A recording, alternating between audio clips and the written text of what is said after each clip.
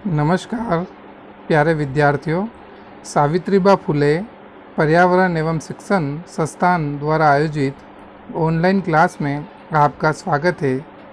आज का जो हमारा टॉपिक है वह है राजस्थान के इतिहास के प्रमुख स्रोत। प्यारे विद्यार्थियों, किसी भी देश या काल के सत्य एवं प्रामाणिक इतिहास लेखन में ऐतिहासिक स्रोतों का सर्वाधिक महत्व रहता है। इन स्रोतों को संकलित कर उनके आधार पर ऐतिहासिक तथ्य प्राप्त करना अत्यंत ही दुष्कर कार्य है। इसी संदर्भ में इतिहासकार भार्गव का मत है कि प्राचीन काल के इतिहास की जानकारी हमें शिलालेखों, सिक्कों, पुरातत्व सामग्री, प्राचीन भवनों व मंदिरों के अवशेष, प्राचीन उजड़े वीरान गांवों, नदियों और उनकी घाटी में पलने वाली सभ्यता के रूप में प्राप्त होती है। तो आप समझ गए होंगे कि राजस्थान के इतिहास के स्रोत के अंतर्गत हमारे जो भी शिलालेख है, सिक्के है, पुरातत्व सामग्री है या प्राचीन जो सभ्यता है उनको हम सम्मिलित करते हैं। मुख्य रूप से मोटे तौर पर राजस्थान के इतिहास के स्रोतों का वर्गीकरण हम दो रूप में करते हैं। एक तो है पुरातात्विक स्रोत और एक है आपके साहित्यिक स्रोत। तो आज हम पुरातात्विक स्रोत के अंतर्गत सबसे महत्वपूर्ण जो होता है वह होते हैं आपके शिलालेख। क्या होते हैं? शिलालेख। तो आज हम शिलालेख के बारे में अध्ययन करेंगे। देखिएगा, शिलालेख किसी पत्थर या चट्टान पर खोदी गई लिखित रचना को शिलालेख कहा जाता है। शिलालेख का अर्थ होता है पत्थर पर लिखा हुआ। पत्थर पर या गुफाओं की पथरीली दीवारों पर जब कोई लिखित रचना की जाती है तो इसे शिलालेख कहा जाता है तथा पत्थरों पर लिखने की कला शिलालेखन कहलाती है। शिला का अर्थ होता है पत्थर या चट्टान और जब लेख शब्द इससे जुड़ जाता है तो शिलालेख बन जाता है। मित्रों, शिलालेख के अध्ययन को एपिग्राफी कहा जाता है, यानी कि शिलालेखों का जो अध्ययन किया जाता है उसको हम क्या बोलते हैं? एपिग्राफी। और भारत में जो सर्वप्रथम जो शिलालेख बनवाए थे वह था आपका मौर्य वंश का शासक अशोक मौर्य। तो अब हम देखेंगे कि राजस्थान के किन किन स्थानों से कौन कौन से शिलालेख प्राप्त हुए हैं और वह हमें इतिहास के बारे में क्या जानकारी उपलब्ध करवाते हैं। इसमें सबसे पहले जो आपका शिलालेख है वह है बिजोलिया का शिलालेख। बिजोलिया का शिलालेख 1170 ईस्वी में जैन श्रावक लोलक द्वारा बिजोलिया के पास पार्श्वनाथ मंदिर के पास एक चट्टान पर उत्कीर्ण करवाया गया। तो यह जो बिजोलिया शिलालेख है आपके, यह बिजोलिया भीलवाड़ा के अंदर स्थित है। इस शिलालेख के रचयिता गुणभद्र था। कौन था इसका रचयिता? गुणभद्र। यहाँ पर तकनीकी मिस्टेक हो गई है, यह गुणभद्र है, गुणभद्र। तो इसका निर्माता कौन था? गुणभद्र। अब देखिएगा, इसमें सांबर व अजमेर के चौहानों को वत्स गोत्रीय ब्राह्मण बताया है। तो इस शिलालेख से हमें ये जानकारी मिलती है, इसमें ये लिखा हुआ है कि सांबर जो और अजमेर के जो चौहान थे वह वत्स गोत्रीय ब्राह्मण थे। तो उनके बारे में हमें यह जानकारी मिलती है। और इस अभिलेख की भाषा संस्कृत है तथा इसमें 13 पद्य है। इस शिलालेख से हमें 12वीं सदी के राजस्थान के जनजीवन, धार्मिक व्यवस्था, भौगोलिक व राजनीति के साथ साथ सांबर और अजमेर के चौहानों की उपलब्धियों का वर्णन भी मिलता है। तो ये थे आपके बिजोलिया का शिलालेख। अगला देखते हैं कीर्ति स्तंभ प्रशस्ति या शिलालेख। अब देखिए, इस प्रशस्ति में गुहिल वंश के बप्पा रावल से लेकर कुंभा तक की विस्तृत जीवन का वर्णन है। यह चित्तौड़गढ़ किले में स्थित है। इसमें कुंभा को विजयों तथा उसके प्रशस्तिकार महेश भट्ट का भी वर्णन मिलता है। यानी कि इस शिलालेख में हमें महाराणा कुंभा के विजय अभियानों के बारे में और इसका जो रचनाकार था शिलालेख का महेश भट्ट, उसका भी वर्णन मिलता है। इस प्रशस्ति को दिसंबर 1460 में कुंभा के समय उत्कीर्ण करवाया गया। तो ये थे आपका कीर्ति स्तंभ प्रशस्ति। अगली जो आपके शिलालेख या प्रशस्ति है वह है राज प्रशस्ति। यह सबसे महत्वपूर्ण है। देखिएगा, 1676 ईस्वी में महाराजा राजसिंह द्वारा राजसमंद जिले की नौचौकी पहाड़ पर 25 काले पत्थरों पर संस्कृत में उत्कीर्ण करवाई गई। यानी कि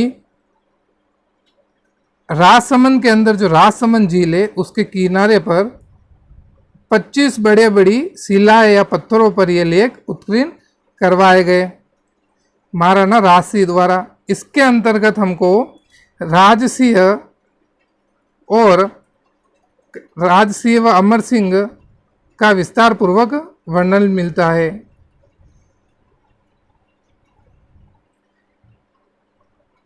इसके अंतर्गत बप्पा रावल से लेकर राज सिंह की उपलब्धियों का वर्णन मिलता है और इसमें अमर सिंह द्वारा जो संधि की गई मुगलों से उसका भी हमें वर्णन मिलता है तथा यह संसार का सबसे बड़ा शिलालेख है।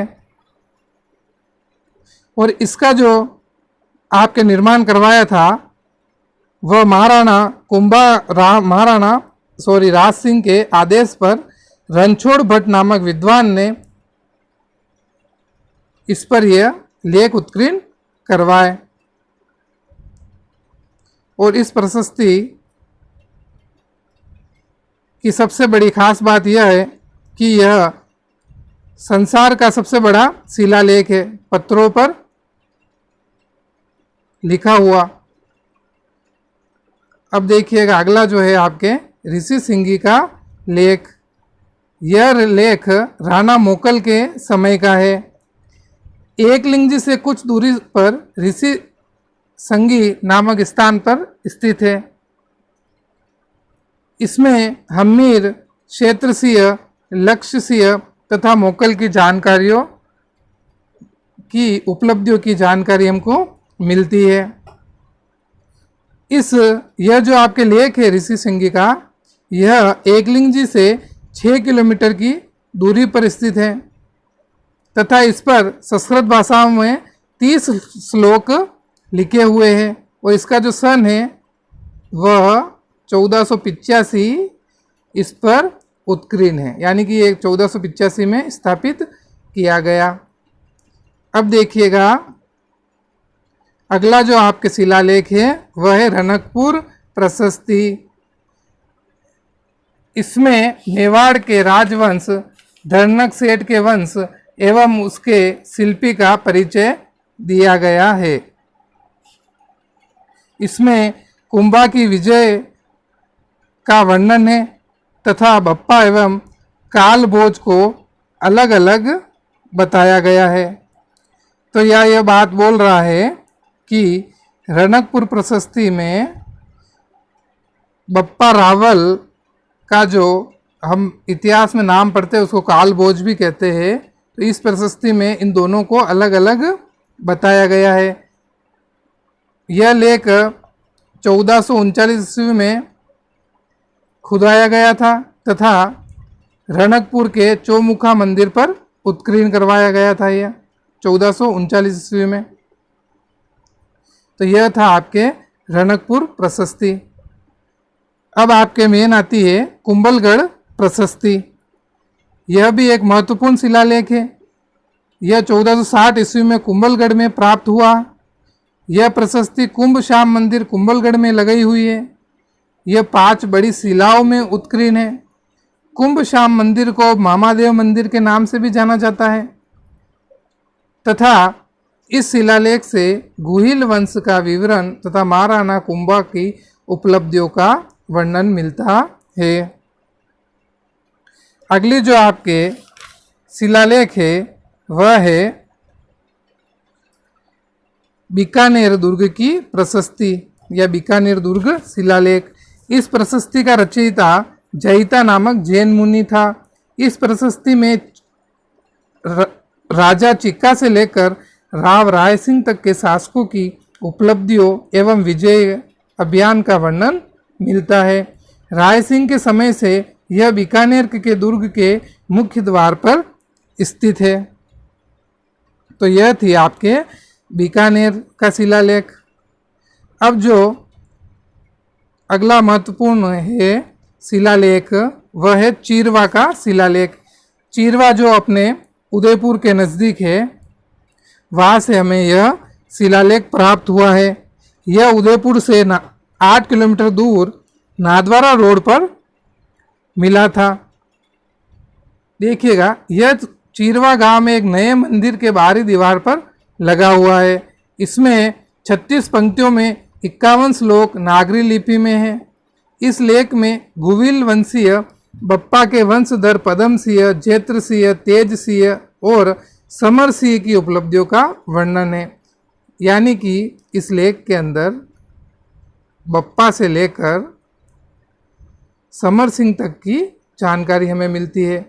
इसको रतन बसूरी ने चित्तौड़ में रहते हुए रचना की तथा पार्श्वचंद ने इसे उत्कीर्ण किया या लिखा तथा केली सिंह ने इसकी खुदाई की थी।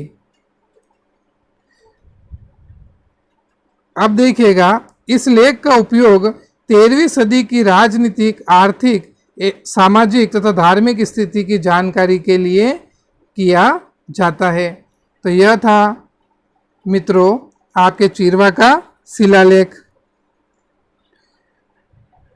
तो आज हमने राजस्थान के इतिहास के स्रोतों के वर्गीकरण में पुरातात्विक स्रोतों के अंतर्गत हमने शिलालेखों के बारे में अध्ययन किया। एक इतिहासकार हुए हैं गौरीशंकर हीराचंद ओझा। उन्होंने कहा है कि भारतवर्ष के प्राचीन इतिहास के लिए सबसे अधिक सहायक और सच्चा इतिहास बताने वाले शिलालेख है।